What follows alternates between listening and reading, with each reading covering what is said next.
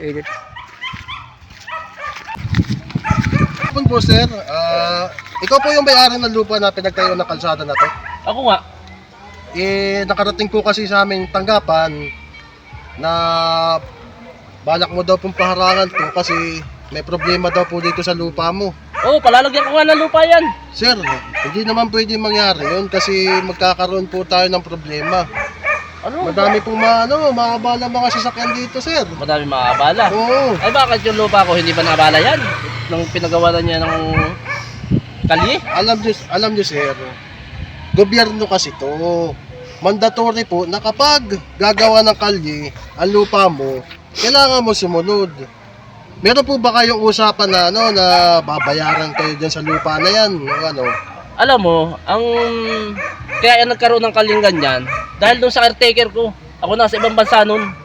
Kaya nung balik ko, nakita ko, ba't may karsada na dito? Tinanong ko yung caretaker ko ngayon. Hindi kayo hininga ng consent ng inyong caretaker? Hindi, walang binigay sa akin. Pero sir, sa totoo lang po, bawal po yung gagawin na haharangan po yung kalye na na-establish po ng gobyerno. Kasi magkakaproblema po tayo dyan.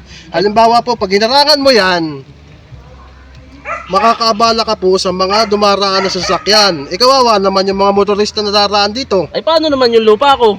Nakatinggan ganyan. Sir, Ay, hindi ko magagamit yan. Wala na yung karapatang pantao ko dyan. Paano ko magagamit yan? sir, hindi ka tinatanggalan ng karapatang pantao. Paliwanag mo sir, kung bakit.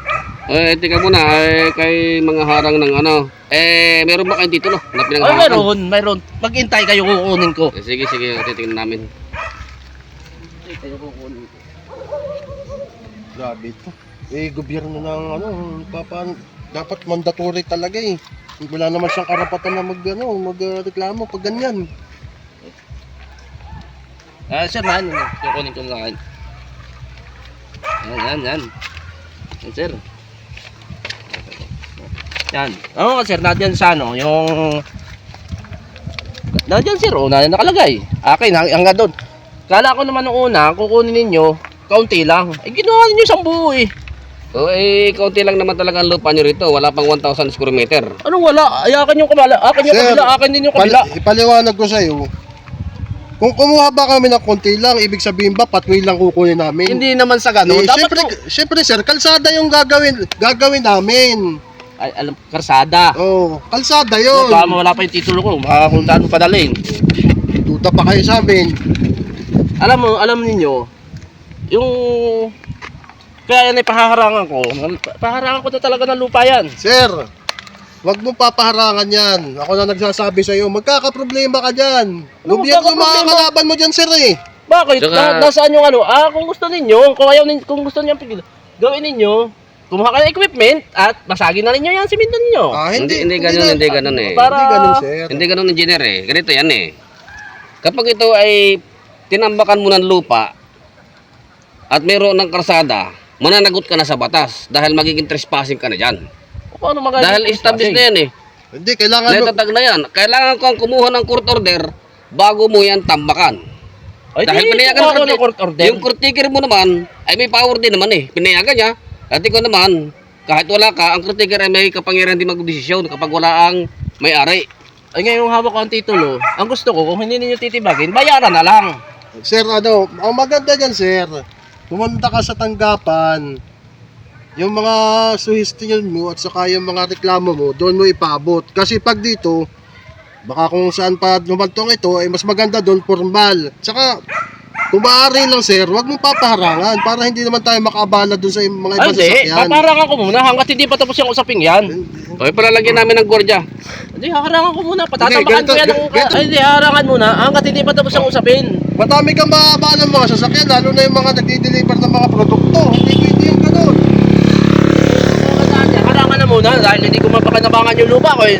Harangan ko muna yan. Sir, kasi pwede naman ikaw magsuwisyo na pwede magbayad sila sa bawat dadaan dyan, parang toll gate. Okay, hindi. Dapat bayaran din muna ako yung lupa ko. Hindi yung Ano bang usap nung caretaker mo at saka... Ay wala, hindi ko na kahit nakausap yung caretaker ko, namatay na. Oo, yan ang habulin mo. Yun ang habulin mo. Alam hindi yung caretaker ko, Oo. namatay na, mapapabangon mo ba yun Ay, doon? problema mo na yun. Kasi Problema mo pinayagan yun. kami. Ito, hindi Hindi, na... nasa akin ang titulo. Kaya Ito, kahit inasa sa gobyerno, Ito. harangan ko yan. Sir, ito pag pinaharangan mo, ikaw problema ka lalo. Ba't ako magkakaproblema? May lupa ko yan. Eh, Oo, lupa ng gobyerno yan.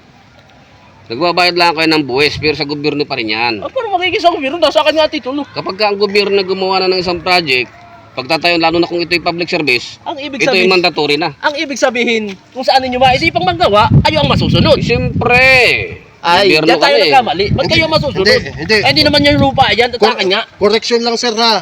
Hindi sa kung saan namin maisipan maggawa, yan ay utos sa amin ng nasa taas, yung nasa gobyerno. Kami, gumagawa lang, nagsusukat, nag-i-estimate. Pag na-approve na yung project, saka gagawin. Ay, hindi, basta paharangan ko yan. O, paharangan mo yan, sir. Harangan ko yan, paharangan ko. Palatak ako yung truck. Sakay ko ng lupa. Ay, madami makukunan yan. Basta huwag mo nang pa yung padaanan hanggat tinapos ang usap. O, sige, sir. Papaharangan mo yan, ha. Oh, papaharangan ko. At bababantayan ko naman sa Gordya. Oo. Ang sino mang magtambak na yan ay hulihin. Ay, paano huhulihin? Akin nga yan. Ano karapatan Eh, mo may yan? nakatayo na eh. Kailangan na eh. Wala. Basta Kumuha ka paharangan yan. mo ng court order Kung para gusto- madimulis kung kami gusto dito. mo ng opisina, sa akin makipag-usap kung hindi yan harangan. Kaya nga sabi ko, sir, pumunta ka sa tanggapan para doon ka magbigay ng mga reklamo mo at saka assumption mo doon. Hindi, basta harangan mo, papaharangan ko na muna yan. Wala nang tapos na usap.